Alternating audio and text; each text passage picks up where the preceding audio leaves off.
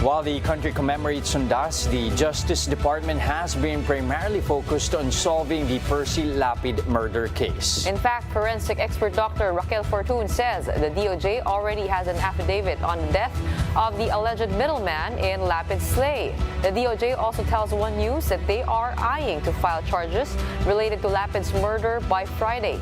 Marlene Alcaide with the big story. The Justice Department has secured an affidavit on the death of June Villamor, the alleged middleman in Percy Lapid's murder. That's according to forensic expert Dr. Raquel Fortun. In an interview with 1PH Wagpo, Fortun said the DOJ supplied the information that a plastic bag was used to kill Villamor. There's actually a statement, an affidavit by someone. Statement from DOJ. Maraming alam ang DOJ that, is not made public, which is the professional way of doing an investigation. Hindi yan lahat nilalabas.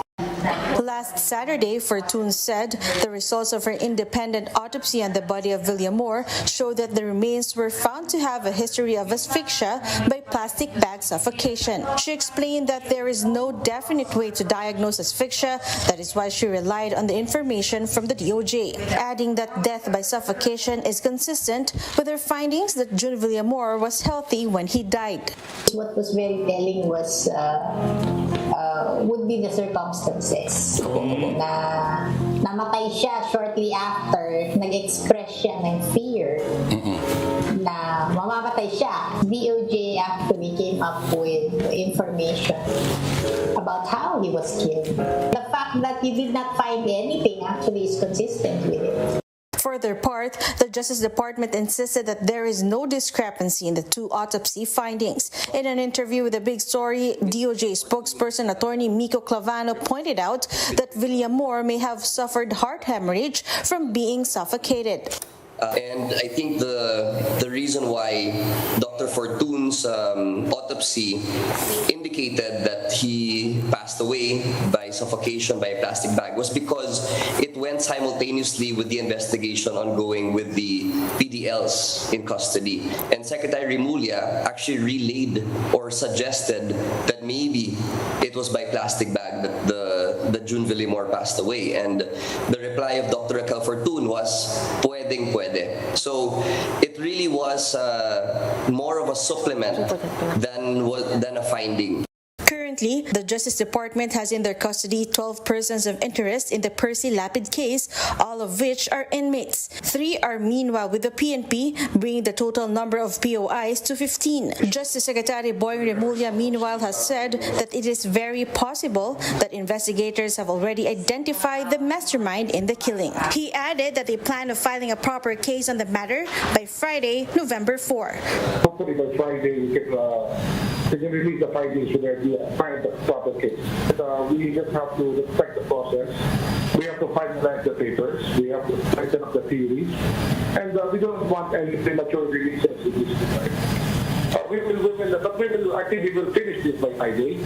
For News 5, Marlene Alcaide, we are One News.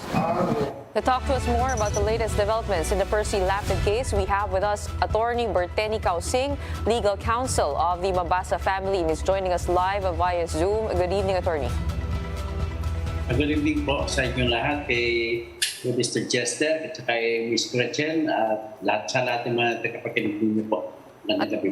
Atty. Causing, a lot has been uncovered the past several days, particularly with how the alleged middleman was killed. Has this certain affidavit been discussed with you and the Mabasa family relating particularly to death by asphyxia through plastic bag?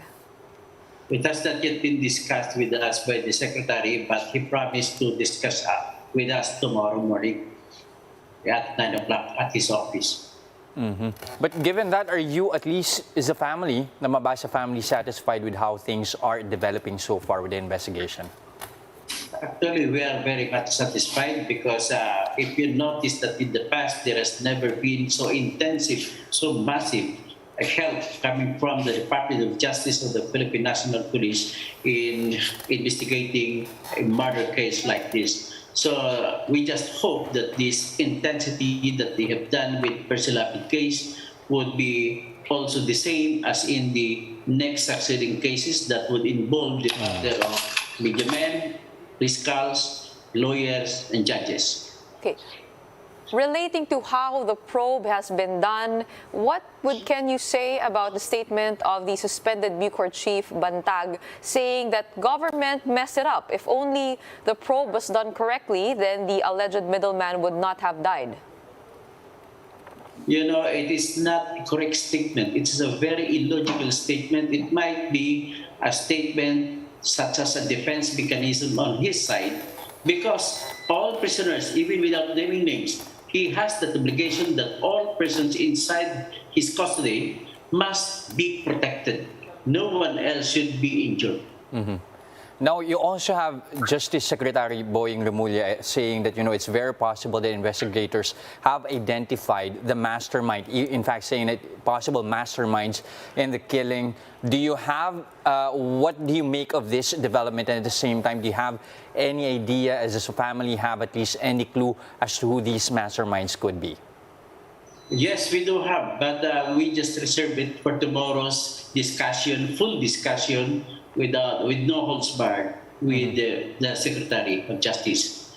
Atty. Causing, what do you make of how the different agencies have been working together to solve the case, particularly with how they dealt with June Villamor inside the prison, relating to the time that he was exposed by Joel Escorial and him not having been secured? The PNP saying that the Bucor is not under them. It's the Department of Justice that has mandate over the Bucor.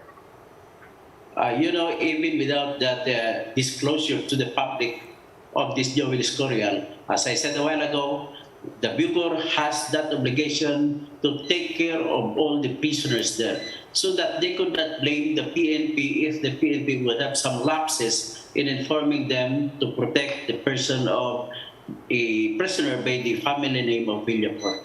Although apparently there was the discrepancy between the first name in the records or the carpeta of the National Bilibid Prisons, that Villamor was named as June Villamor Igluba. But in the name as given by Joel Escorial, he gave it as Crisanto Palanya Villamor. So despite those discrepancy, our point is, even without this incident, he had that obligation to take care of all the prisoners, that no one must be injured or no one must die or must be killed. Now, Attorney, you have Justice Secretary Boying Remulla also saying that it's very possible for them to file the proper cases as early as Friday. What are you expecting from this? We are expecting a solid case that may be filed this Friday, because according to him, he would be giving us the affidavits of all the witnesses that were produced out of those that they took custody of from the National Bilibid Prisons. And that was initiated because of the statements or disclosure made by Marisa, the elder sister of June Palanya or June Villamor Iglupa. Okay. Secretary Remulla also said that this, what we've uncovered, what they have uncovered rather to the media, is just a small part of the big picture. The cases that you're filing, is there any bigger name than what we have so far on the table? Actually, I don't want to preempt. We will just prefer to leave it to the Justice Secretary to make the announcement. Because actually, until we file the final case on Friday, everything is still temporary. All right. Again, thank you very much for those updates. Maraming salamat po. Again, Attorney Berteni Causing, Legal Counsel of the Mabasa family.